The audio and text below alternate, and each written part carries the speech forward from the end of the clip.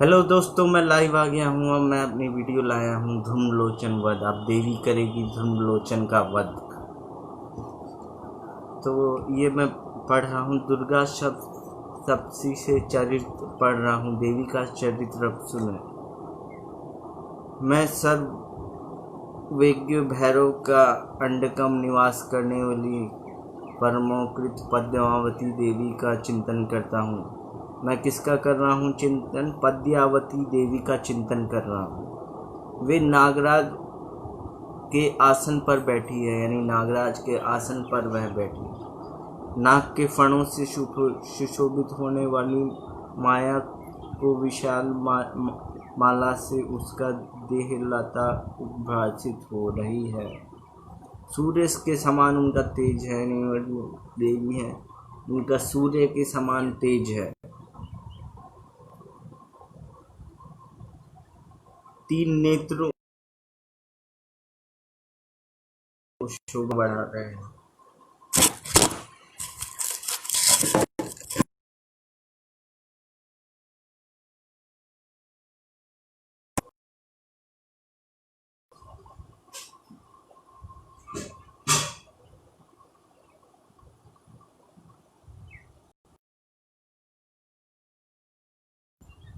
Hello दोस्तों, रुकावट के लिए थोड़ा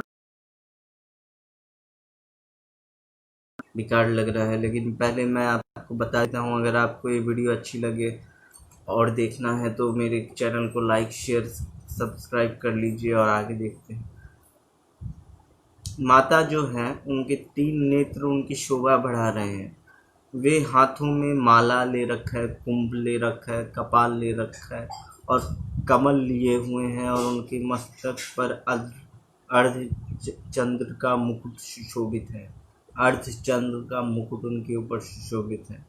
तो ऋषि कहते हैं, देवी का यह कथन सुनकर दूत को बड़ा अमर्ष हुआ और उसने दैत्योराज के पास जाकर जब समाचार विस्तार पूर्वक कह सुनाया, तो दूत के उस वचन को सुनकर दैत्यराज कुपित हो उठा और दैत्य सेनापति धूम्रलोचन को बोला।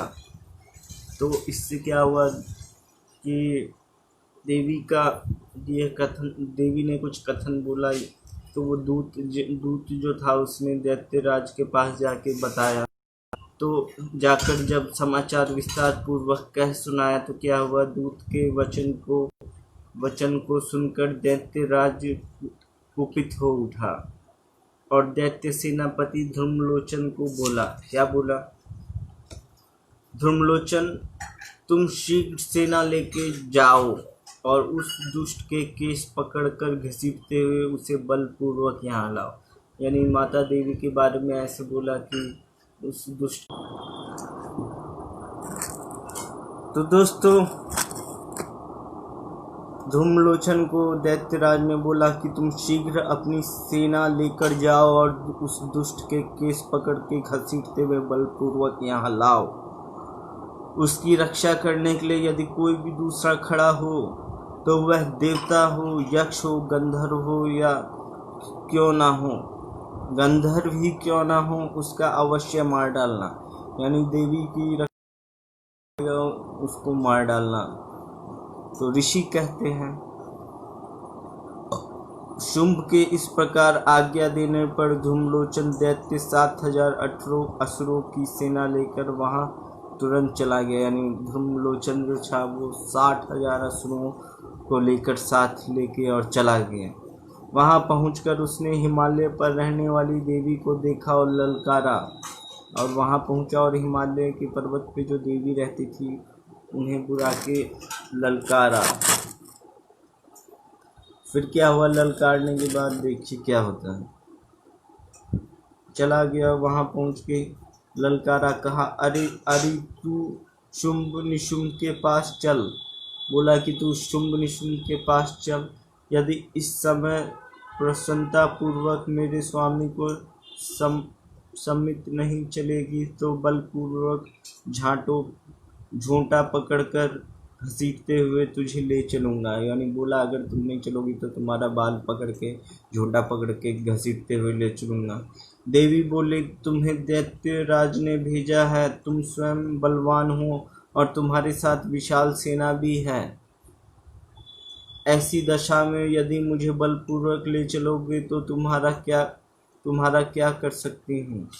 यानी देवी जी ऐसे बोले कि अगर तुम मुझे ले चलोगे तो मैं तुम्हारा क्या कर सकती हूँ। ऋषि कहते हैं, देवी का कहने पर असुर धूम्रलोचन उनकी ओर दौड़ा, और देवी ने जैसे बोला तो धूम्रलोचन उनकी ओर दौड़ा। तब अंबिका ने हूँ शब्द के उच्चारण मात्र से उसे भस्म कर दिया, और देवी ने हूँ शब्द लिया और उसी से वो भस्म हो गया। फिर तो क्रोध में भरी हुई दैत्यों की विशाल सेना और अंबिका ने एक दूसरे पर तीखे साय को शक्ति और फरसों की वर्षा कर आरंभ हो गई। इतने में ही देवी का वाहन सिंह क्रोध में भरकर भयंकर गर्जन करके गर्दन के बालों को हिलाता हुआ असुरों की सेना में कूद पड़ा। तो इतना हुआ ना, तो ये जो माता का जो शेर था वो सीधे गर्जन करते हुए अपने बालों को हिला के, और सेना 60,000 की सेना थी उस पर टूट गया 7,000। उसने कुछ दैत्यों को पंजों से मारा, कुछ दैत्यों को पंजों से मार दिया शेर ने। कितनों के जबड़ों से कितने के महादैत्यों को पटक पटक कर होठों की आड़ में घायल कर मार डाला। कितनों के इस प्रकार होठों में होके मार डाला। उस सिंह ने अपने नखों से कितनों के पेट फाड़ डाल दिए, और अपने थप्पड़ मारकर कितने के सर धड़ से अलग, यानी थप्पड़ से ही सर अलग कर दिया, और कितनों के पेट फाड़ डाले नाखूनों से। कितनों के भुजाएं और मस्तक काट डाले। उनकी गर्दन बाल हिलाते हुए उसने दूसरे दैत्यों को पेट फाड़कर उसका रक्त चूस लिया। यानी अत्यंत क्रोध में भरे हुए देवी के वाहन उस महाबली सिंह ने क्षण भर में ही असुरों की सारी सेना का संहार कर डाला। यानी ये जो शेर था उसने क्षण भर में ही 60,000 सेनाओं को खत्म कर डाला, और सिंह को क्रोध आ गया तो उसने इतना कर डाला। शुंभ ने जब सुना कि देवी धूम्रलोचन असुर को मार डाला तो उसने सिंह की शुंभ ने जब सुना कि देवी ने धूम्रलोचन असुर को मार डाला तथा उसके सीने सारी सेना का सफाया कर डाला, तब उस दैत्य राज को बड़ा क्रोध आया। उसके होंठ कांपने लगे। उसने चंड और मुंड नामक 2 महादैत्यों आज्ञा दी, ये चंड और मुंड तुम लोग बहुत बड़ी सेना लेकर वहां जाओ, उस देवी के झोंटे पकड़कर अथवा उसे बांधकर शीघ्र यहाँ लाओ। यदि इस प्रकार, यानी उसने बोला कि अब चंड मुंड को कि तुम लोग बड़ी सेना लेकर जाओ और वहां देवी को पकड़कर